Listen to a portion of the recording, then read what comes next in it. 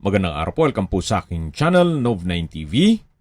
Patalasasan po, meron po ba kayong mga properties na napapabayaan or non-performing assets? Plan nyo ibenta, pero wala kayong oras pagbenta nito. Kung ito'y pagkakatiwala nyo po sa amin, tawag lang po kayo sa aking numero, usap po tayo, gawan ko po ng video for free. Yes, libre po. Wala po kayong babayaran. Tutulungan pa namin kayong mabenta ang inyong property. Kami na po bala sa marketing, sa boosting, pati po sa paid advertisements, even sa tripping. Hindi na po kayo mapapagod sa pag-entertain ng mga buyers. Kami na po bala sa lahat. Tawag lang po kayo. Nandito po tayo ngayon sa Silang Cavite kung saan meron po tayong bagong video presentation.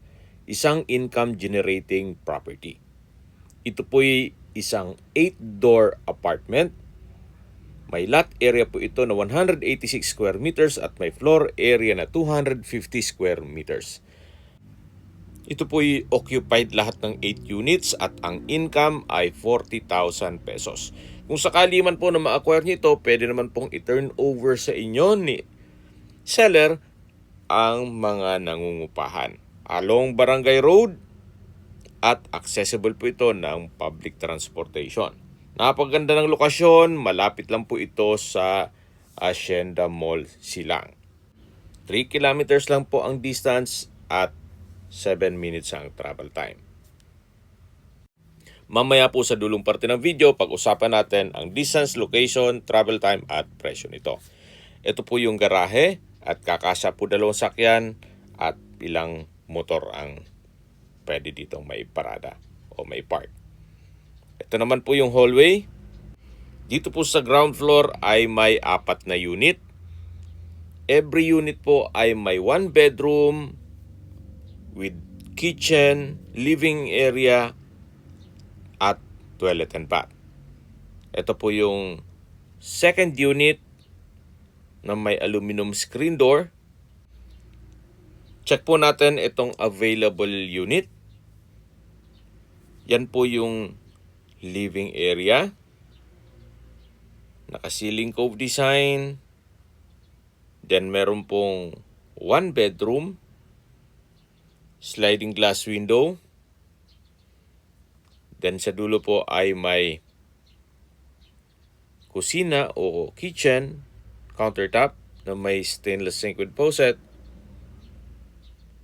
At meron din po itong banyo o toilet and bath. Halos po lahat ng unit or yung 8 units ay same design lang po.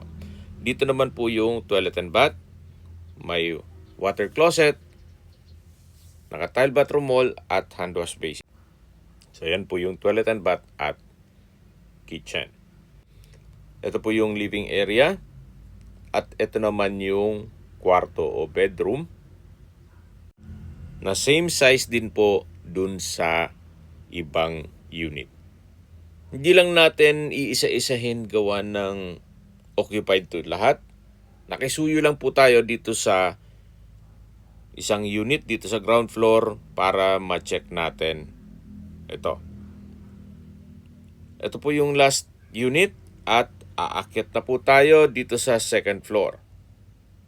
Ito pong hagdan ay naka-concrete staircase at meron po itong tubular handrail. Aakyat po tayo at nandito na po tayo sa second floor. 4 na unit din po ito na may same floor plan, same design at same size. At habang naglilibot po tayo dito sa apartment, pag-usapan na natin ang distance, location at travel time.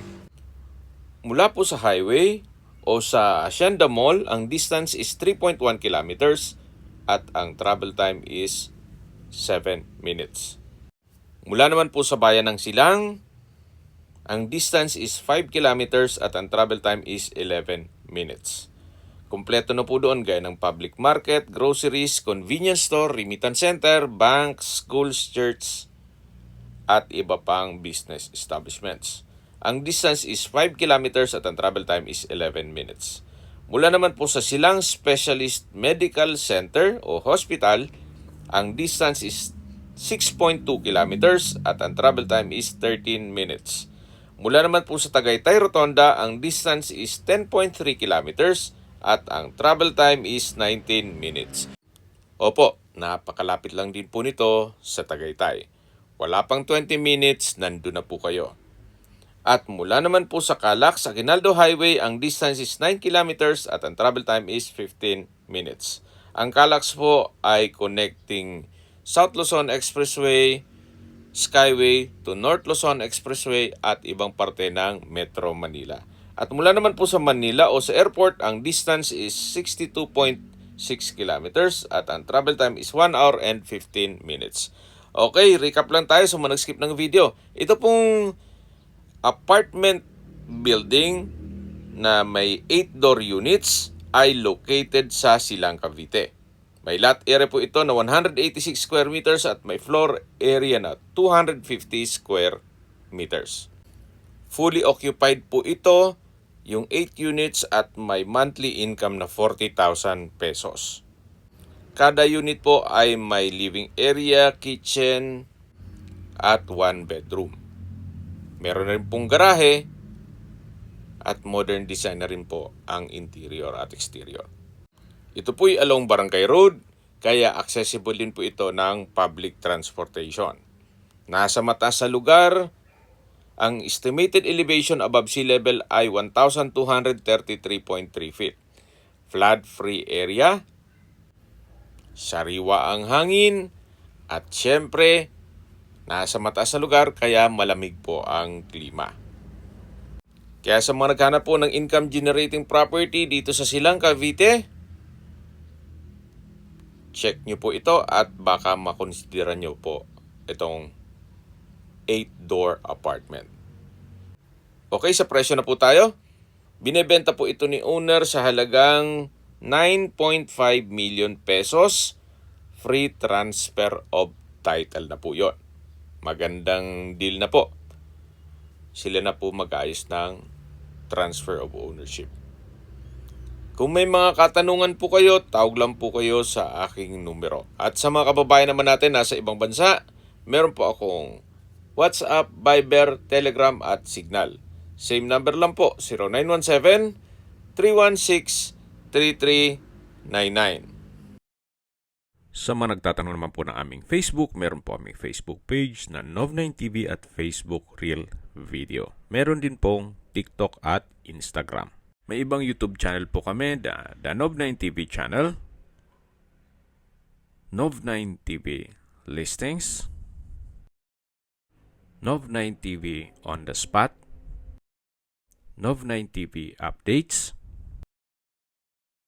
at Nov9TV House Rental.